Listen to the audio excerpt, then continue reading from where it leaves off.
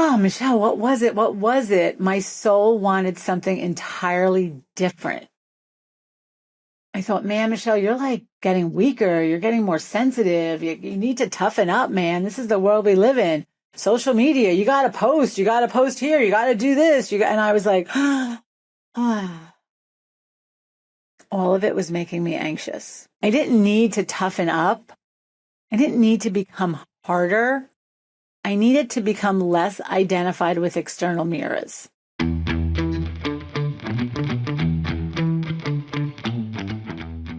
Hello and welcome to episode 3, Write Your Outcome, the podcast for conscious leaders and uplifters and high achievers. This week's episode is deeply personal, a little embarrassing, and ultimately transformative. I've labeled it from proving to revealing my spiritual awakening in the Hamptons. Yes, you heard that correctly. There's something I haven't really spoken about yet, and not because I was hiding it, but because I was still living it and I was still navigating it. It's something that started for me when I first moved out to the Hamptons 7 years ago, and it's been slowly brewing in and out of my life, and it really came to a head recently. And I think sometimes we rush to explain our transformations before we've actually integrated them into our life. But I understand now what I have been experiencing the last few years wasn't simply what I call a little bit of a loss of confidence, stress or burnout. It was a spiritual awakening. And I say that with all seriousness. I know those words can make some people feel uncomfortable.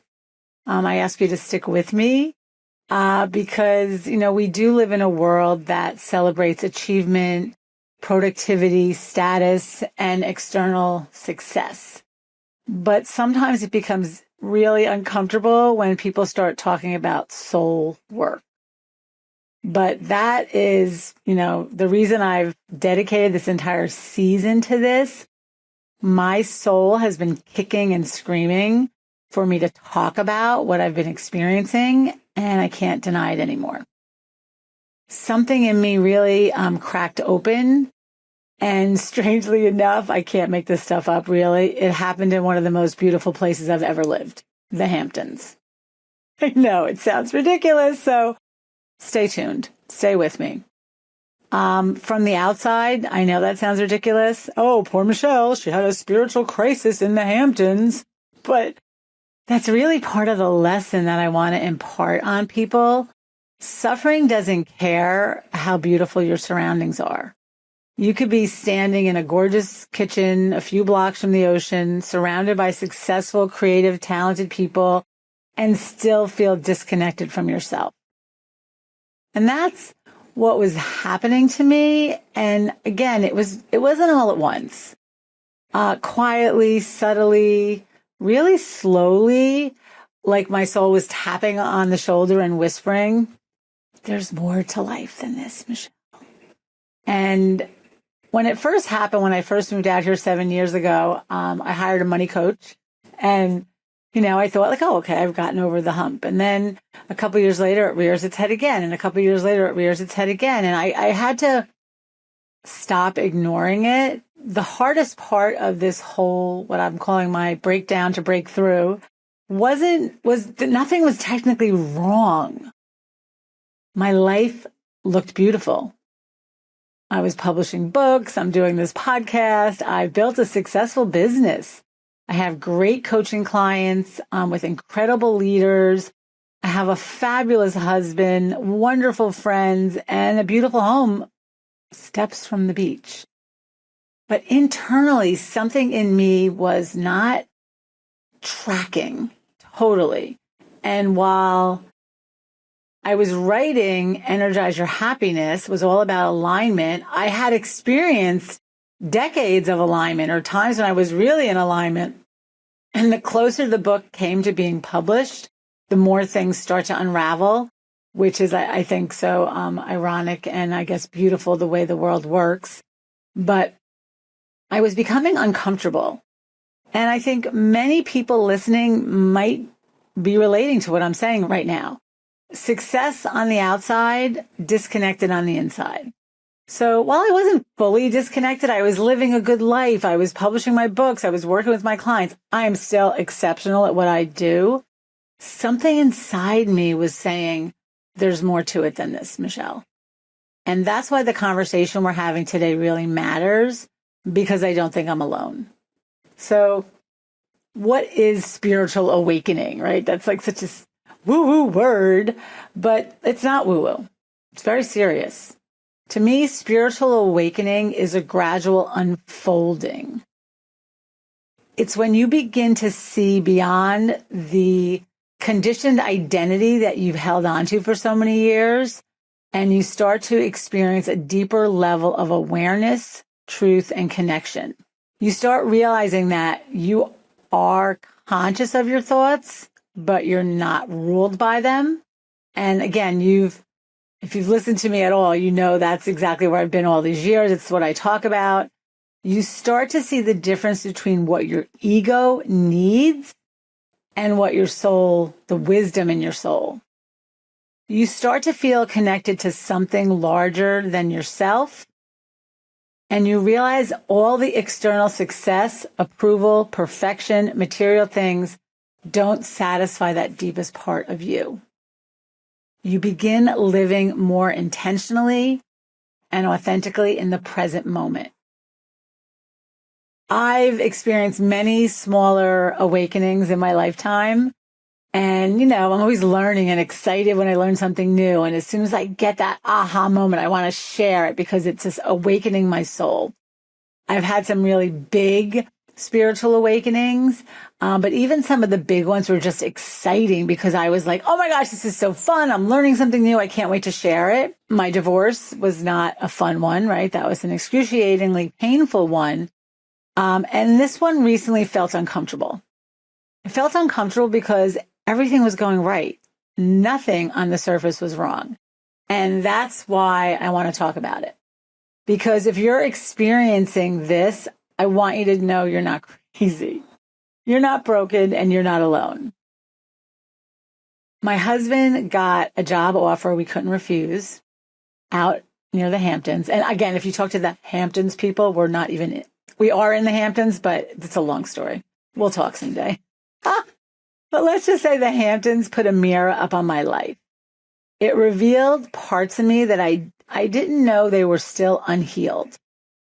You do the work on yourself, you get to a certain level of success, you enjoy good things, and you think, okay, I got this. But then, again, life has that way of just showing up again and saying, we're not done. So I want to be really careful about how I say this, because it's not about judging anyone out here. The Hamptons are absolutely gorgeous. There are so many brilliant people out here. Creative people, generous people, successful people.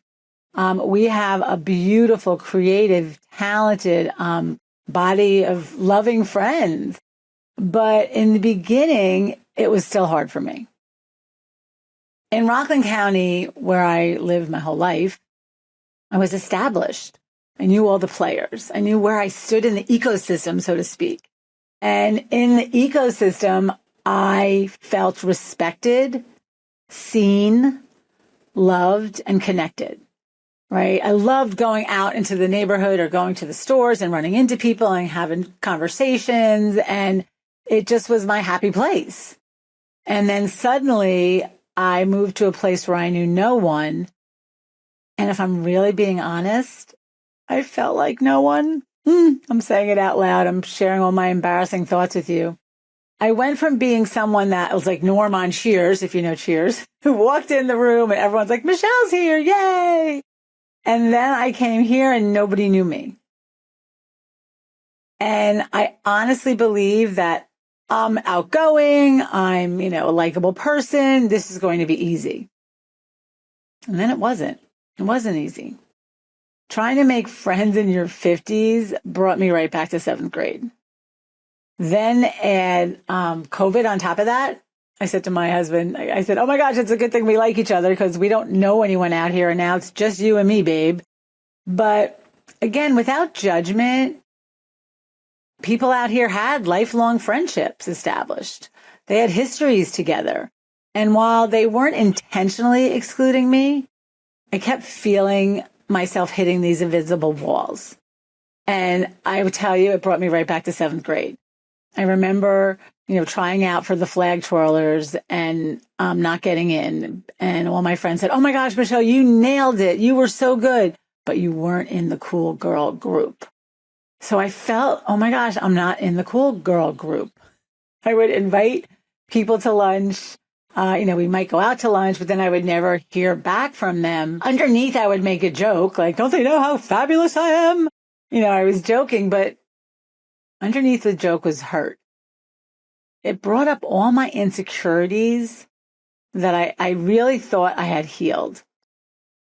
It just, it started making me question everything. And that's why I'm sharing this with you.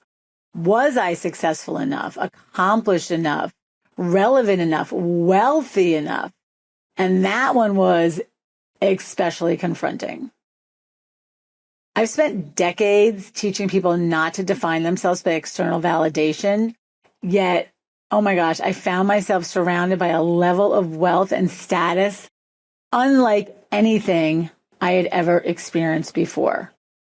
I mean, I was a Jersey Shore girl. Like, we did not come to the Hamptons when I was a child. We went to the Jersey Shore. And underneath all these doubts, emotions surfaced that I didn't want to admit were there. So I kept pushing them down. But I found I was comparing myself more. I was competing, secretly competing. And my envy was growing. And with all of these things, I was becoming more insecure. And I didn't like this.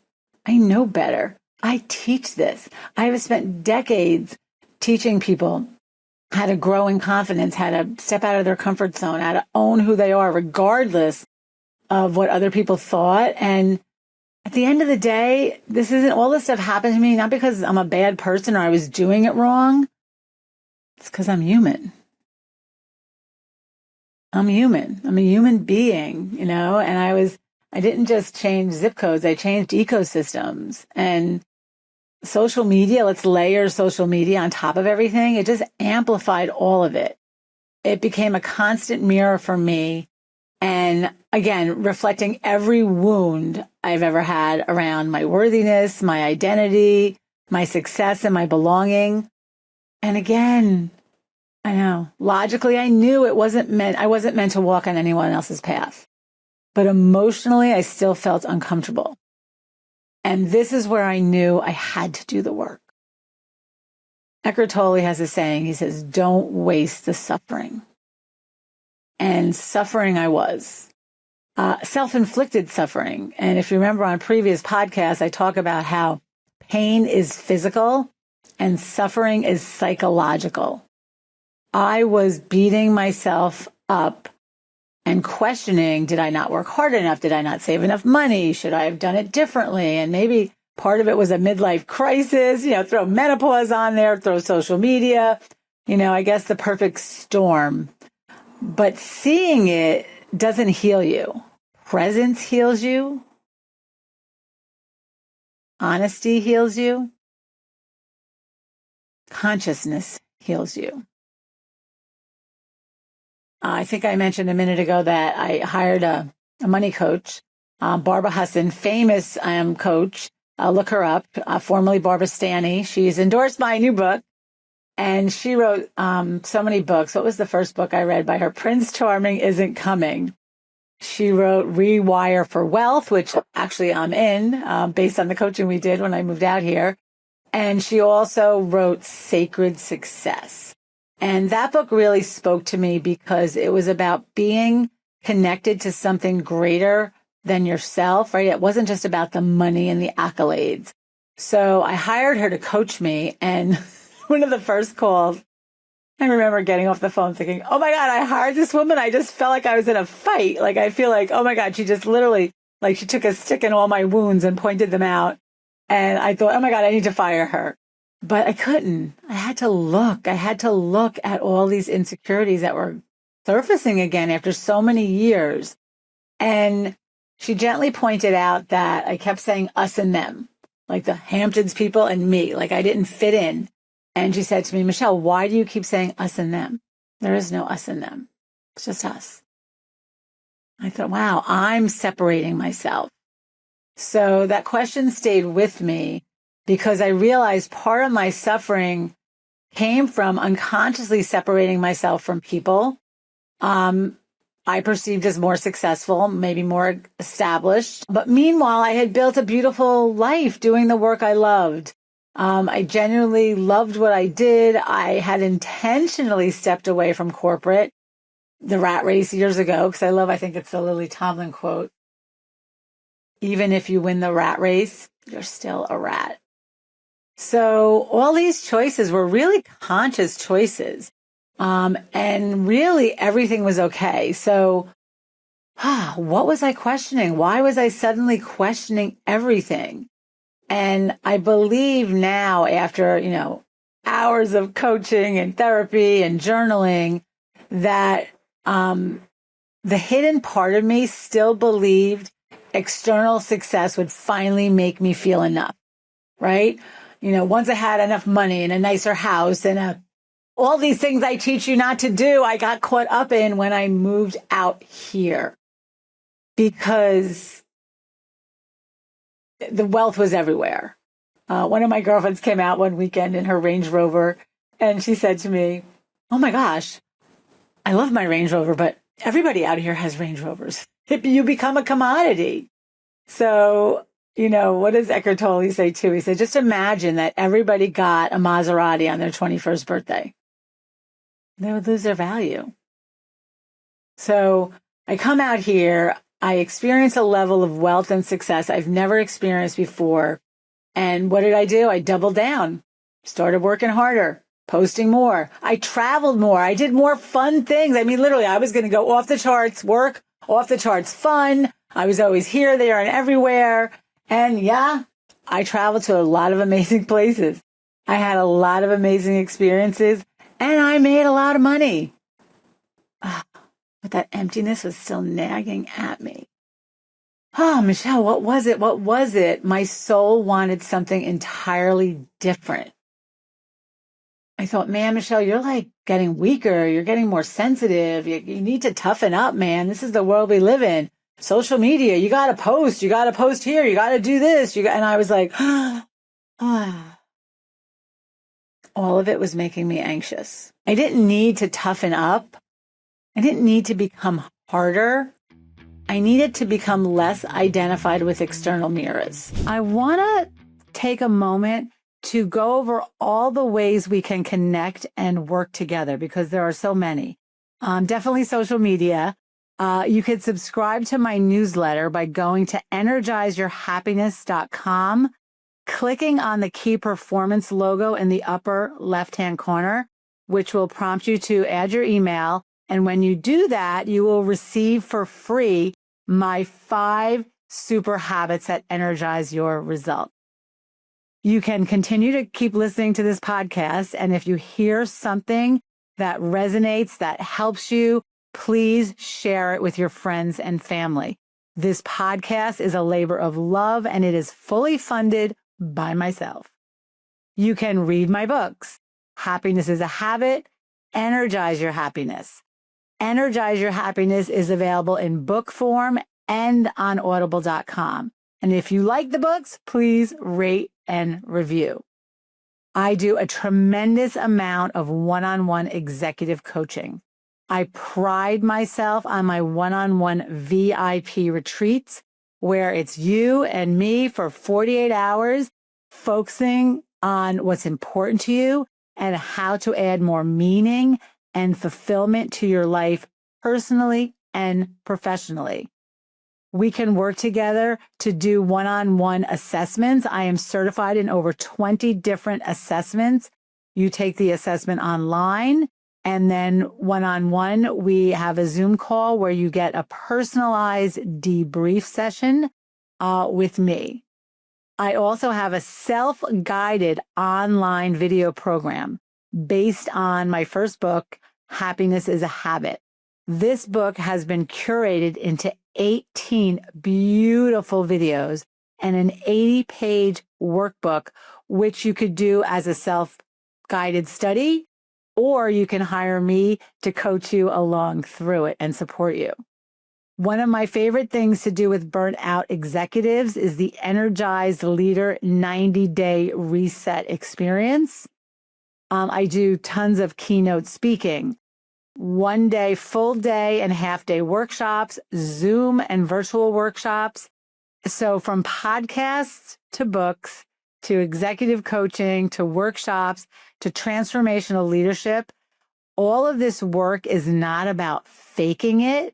This work is about emotional mastery, energetic alignment, and courageous leadership, and consciously writing an outcome that you want to live. So you can reach me at energizeyourhappiness.com. All of these things are on my website, or you can email me directly, Michele@energizeyourhappiness.com. Thank you, and make it a great day. And I saw this clear as day. And while I stand here before you knowing this, I'm in the middle of this transition. I can't say I've fully arrived, but it really changed everything. Moving to the Hamptons did not create my wounds. It just revealed them. It showed me where I still had to work on myself. And revelation is painful before it comes freeing. I would, drive back to Rockland. I mean, just a couple of weeks ago, I drove to Rockland and I, went over the Tappan Zee Bridge and I went to Whole Foods Market in Nyack just to pick up some food.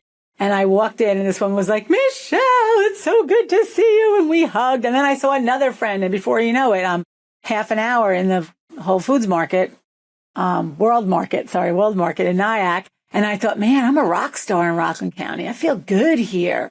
So it's a different feeling for me. And that was glaring for me. I then talked to one of my realtor friends and she said to me, do you want to move back?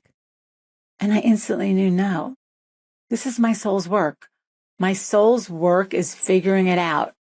God, the universe, whatever you want to call it, put me out here for a reason. Put me out here, to make me feel a little uncomfortable, to push me to grow. I was, getting too comfortable where I was. And this is where I picked up Eckhart Tolle's work again. Now, I read The Power of Nine, I want to say in 2009. I feel like that's the year in the book jacket. I read A New Earth at least 10 times. I mean, that book spoke to me so much many years ago when it came out. I read it in print form. I listened to it on Audible. I took notes on it. I studied it. And then I went on to other things. But it really it reminded me, oh my gosh, I'm experiencing what Eckhart Tolle calls the dark night of the soul. So I picked up his books again and I reread them. And oh my gosh, I was taking notes all over again. It was like I was, learning it for the first time, because every time you read a book, it goes deeper. Think about when you watch a movie for the second time, you catch things that you didn't catch the first time. And that was what was happening to me. I joined one of his online workshops and slowly I realized that, oh my gosh, I'm experiencing the dark night of the soul. And while, again, everything on the outside looks good, he defines the dark night of the soul as when the moment you realize the external world stops satisfying you. Not because there's anything wrong with the external world, not because it's bad, but because your consciousness is evolving. You are spiritually awakening. The things that used to give you satisfaction and identity and status and achievement, recognition and approval, they don't work anymore the way they used to. And what are some things that give us external validation? The things that give us external validation are, the clothes we wear, the car we drive, our achievements, our title, our body, right? Whether it's healthy or not, our looks, our age. There's so many things, or maybe a religious group or a group that we belong to. So many things that give us status that are external. And when you lose these things, you enter the dark night of the soul. So if the external world is still satisfying you, you're fine. You don't see it. But the minute you have the travel and the money and the trips and then, and it's still nagging at you, that's when your soul's saying, there's more to life than this. And I just finished the Will Smith series this week, Pole to Pole. It's a National Geographic series where Will Smith goes from the South Pole to the North Pole in, I don't know, maybe 10 episodes. And he's searching for the edges of the world. And the premise is one of his mentors told him that all the answers to life are found on the edges of things. So while he went to the edges of, the ice and the edges of the mountains and the edges of the ocean, he really pushed the edges of his soul. And I love this example because here's someone who on the outside has it all, right? He's like the number one box selling office movie star, and he's got a beautiful wife and children and money and fame. And, and then he says in the series, and still my kids don't come home for Christmas. His level of vulnerability and authenticity touched me in this series. He talks about, what happened with the, I forget the Grammys, whatever the award show is with Chris Rock. And, he thought having all these external things would make him happy. So the truth is, each of us has our own journey. And I'm sharing my journey with you in the hopes that you see yourself in some aspect of this. You could be identifying with the fact that you don't need anything, right? I'm so zen. I don't need any material things, right? So anytime you identify with something outside of you, you can identify with being the richest in the room or being the one who doesn't need anything in the room. But if you're identifying with it, it's taking you off course. Now, again, it's not wrong to want these things. I still want to live in a nice house and make good money and drive a nice car, and I still want to look good. But where it goes off track is when you lose yourself in the quest for it. I always wonder as I'm aging and I see people doing all different things, like, I don't know, like at some point I'm going to look old, and maybe I look old already too. I don't know. I think I still look pretty good. But at what point is enough enough? So I'll restate it. As long as the external world is satisfying you, keep going. You keep chasing it. But I'm asking you to go deeper. I'm asking you to ask a deeper question. And it's a question I asked myself, and I actually asked it starting last summer. So this has been an awakening that's really been in the process for the last couple of years. I found out last summer, I felt like I was lost in my accomplishments. I was identifying as Michele, the workshop leader, Michele, the author, Michele, the blah, blah, blah. And I was like, oh my gosh, Michele, what are you doing for fun? You could write books and post and do podcasts, but I wasn't doing things that were fulfilling me on a creative level. So I took a painting class. I started hot yoga. I got recertified to scuba dive. And this has been a constant in my life. I paint rocks now. That's my happy place. I call it rock therapy because it just takes me out of my head. I've also cut down my screen time immensely because I was realizing that anytime I was near a computer screen, I was getting anxious because there's always more to do. Oh my gosh, update your website. Oh my God, do another post. Oh my God, send this to the client. Oh, do you have enough clients? Oh my gosh, what are you doing next week? What are you doing next month? And I think a lot of people are getting tired. Without the status, without the validation, without the roles, who am I? And at first it was terrifying because I'd worked so hard to be those things and to be the spiritual teacher. I wanted to be the one, the wise one. And this awakening, boy, it was not blissful. It felt like just so uncomfortable. And I really, and I was having these crazy dreams of snakes. And that's when I realized, oh my gosh, I feel like maybe a snake feels when it's shedding its skin, or how a caterpillar feels right before it knows its life is over. There's something else on the other side. My old identity was dissolving right in front of me, like a snake shedding its skin, and it was uncomfortable. I had to sit with a lot of truths I didn't want to admit, but I forced myself to talk to those closest to me and be vulnerable and share the things that I was embarrassed of. Most of you know, if you're listening, I started a goddess gathering that we meet once a month. And I told everyone I had a breakdown to break through. And, these were multiple ones over the course of the years. This wasn't like a straight shot. So sitting down with you now has come from years of working through this. But I will tell you, I had a pretty bad meltdown a couple of weeks ago on the golf course. And I say my husband is like an executive angel who just sees me. He sees who I am beyond everything. He sees my soul. And that's what my soul wants to be seen. My soul wants to be comfortable. I don't want to be comparing myself. I don't want to need approval, the fear of not belonging. But I have to realize that my old identity wasn't cutting it anymore. What was the new identity, just like a butterfly, that I was stepping into? And I realized that I was feeling spiritually dehydrated is the word I gave it. Because some of the conversations I was having seemed shallow, and I want to go deep. I wanted deeper connections. And once I slowed down and started identifying that I wanted these deeper connections, then I could start creating them for myself. Because life is going to give you ups and downs, right? Failure and success are the same, on sides of the same continuum, night and day, up and down, good or bad. And when life slows you down long enough to look at those things you've been outrunning, they finally catch up with you. And then you have a choice. And I've been outrunning some of these negative thoughts because I did know better. So even though I knew better, I think maybe I was avoiding them, performing through them. But then I had to stop and say, you know what, Michele, let's be honest. I don't want to suffer anymore.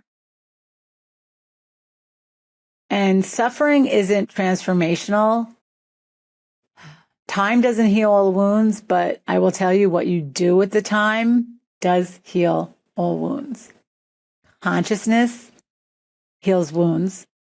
Consciousness brings you back to the present moment. So I knew, again, I write about this stuff. Anytime I was feeling less than, it's because I was either comparing it to my past or I was catastrophizing something in the future. And both of those are not even here right now. Your life is right here now in this present moment. So again, I went back to the fundamentals. Eckhart Tolle, thank you for all these lessons. He says, to be conscious, you have to be one of three things. You have to be in acceptance, enjoyment, or enthusiasm. And while this little spiritual breakdown was not enjoyable, I had to accept that I wasn't at peace. I wasn't at peace with myself and who I was becoming. I was becoming this person who was competitive, who wanted more, who thought I had to travel more, do more, show off more. And oh my gosh, none of that is me. But I got caught up just like everybody else. Who am I? Who are you without needing to prove yourself? Who are you right where you are? Can you look at where you are in your life, who you are in your life, and say, what if this is it? What if this is it? Is this enough? It is enough. You're enough. So I didn't want to stay unconscious. I wanted my soul to grow. And I also want all of us to become conscious in an unconscious world. So can I trust my soul's work more than the external applause? Because I will say there's so many things I know to be true that maybe the world hasn't caught up with yet. And I love there's a quote years ago. How does it go? Your soul's purpose is finding your soul's purpose. So your soul, S-O-L-E, purpose, is finding your soul's, S-O-U-L's, purpose. And I need to be able to do this without the applause and the accolades. And once I started doing that, something in me started shifting. I realized I was proving myself. As much as I said I wasn't, But spirituality was asking me to reveal myself. Whew. Reveal what I know. Reveal that I'm a deep spiritual being, that I'm highly intuitive, that I feel energy, and to be able to speak of these topics in a way that doesn't make me seem weird. Let's just put that on the table. Up until now, the doorway to these conversations have been positive psychology, emotional intelligence, leadership, very acceptable terms. So now if I start talking metaphysics, spirituality, intuition, does that make you comfortable or uncomfortable? Because you have intuition just like I do. You have a spiritual piece of you that wants to awaken just like I do. So that's why this season is very important to me. There was a part of me just really wanting to bloom, emerge, and not filter myself anymore, quite frankly. Right? I'm good at bringing things to a level where everybody understands it. That was my favorite quote. I want to take something complex and make it so simple you understand it. But the part of me that feels energy, the part of me that's intuitive and conscious, sometimes the spiritual truth of that is it can't be put into words. Something you feel. That's why the word breathtaking, I love that. It takes your breath away. When you're looking at something so beautiful, there's no word that can sum it up. So it takes your breath away. When you're in love with someone, you love them so deeply, you keep saying, I love you, but after a while, those words seem so empty because it's so much deeper than the words. The truths in me that are begging to come out are way deeper than the words. So thank you for trusting me to be your guide as someone who is leading you through this. And, for years, I closeted a lot of these parts of myself. I hid them. I was very comfortable being the corporate consultant, the executive coach, the leadership expert. But, I'm the bridge. I'm the bridge between the boardroom and spirituality. And if I really go there with you, I've had my Akashic records read this year. I've had my Vedic astrology read. And I also went to a corporate intuitive. And they all told me that I am a person or a soul who is very comfortable with one foot in the corporate world and one foot in the spiritual world. So what was I waiting for? Was I waiting for someone to give me permission to start talking about this stuff? I think I was waiting, and I finally realized I can't hide it anymore. I can't make it comfortable for everybody else. And if people think I'm woo-woo, I know I'm not woo-woo, because I know this is what's so interesting. Metaphysics and science are slowly coming together.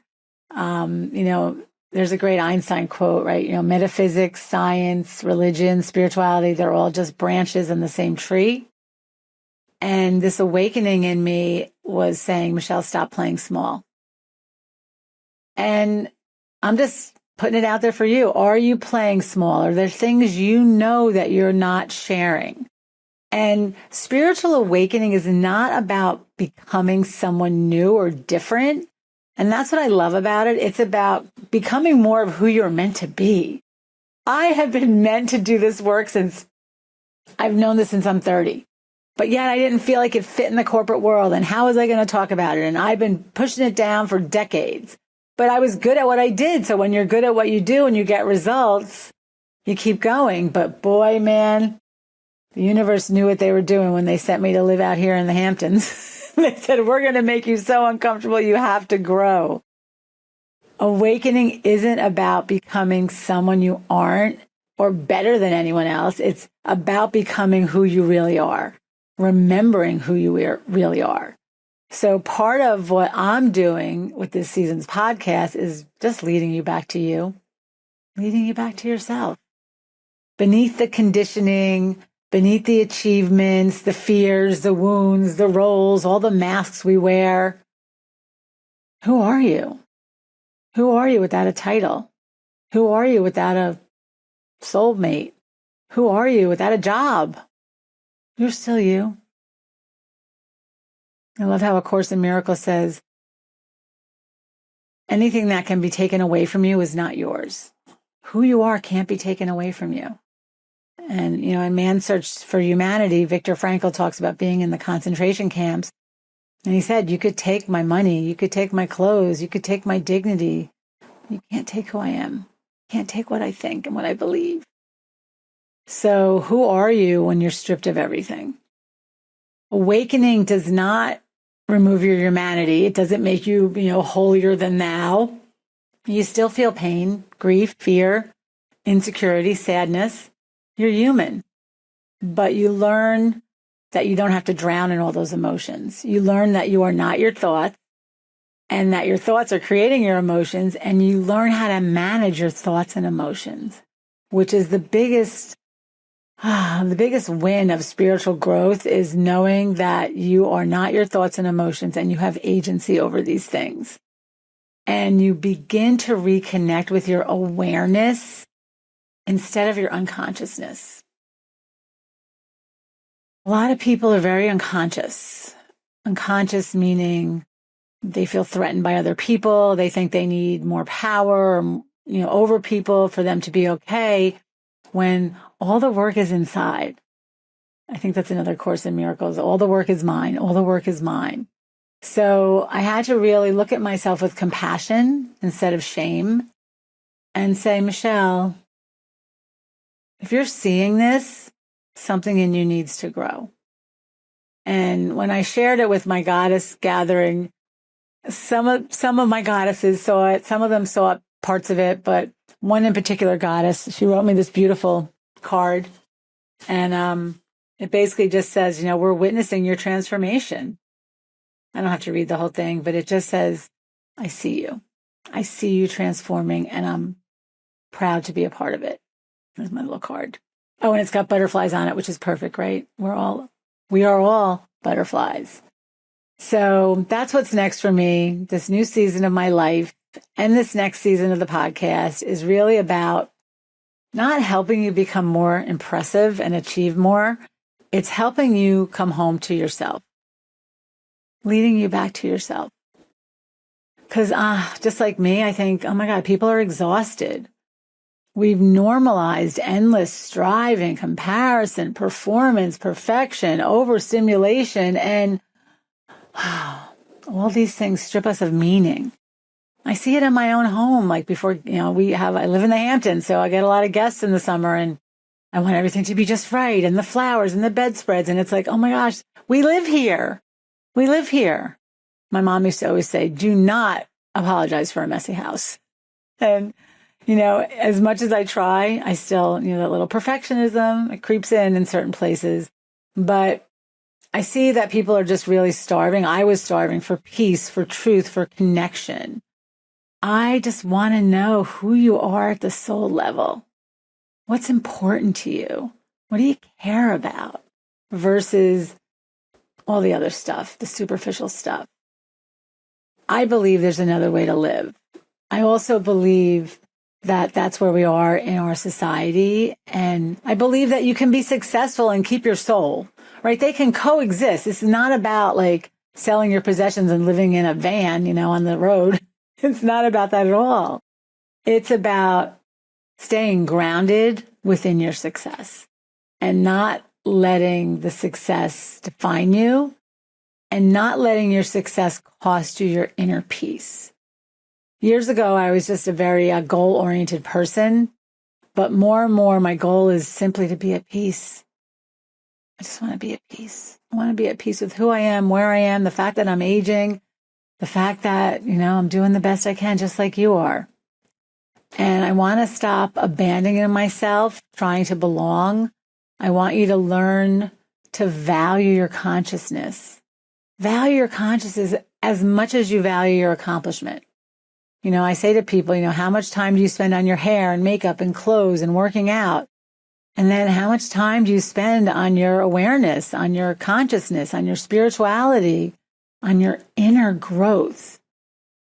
And maybe that's why I'm here, to remind you you don't need to lose yourself while building a life. To remind you that alignment is more important than achievement. and that there's wisdom. We have a lot of information in the world and a lot of performers in the world, but not a lot of wisdom. You, my friend, have deep wisdom. That's what they call it, wisdom. It's age-old wisdom. It's been around for centuries, and you have access to it. So I'm here to remind you who you are, that your being matters, that I see you. I see you. And awakening is not the end of your life. It's just the beginning of something totally different. It's the beginning of really being in the present moment. So, I'll give you one last example. Think of unconsciously eating a sandwich. How many times have you done that before? You just wolf it down and you go, oh, where did the sandwich go? Doing everything consciously. So that's the last exercise I'm going to leave you with on this episode is think about doing what you do consciously. Think about when you're eating, just be eating. No phone, no television, no streaming, no anything, just your phone.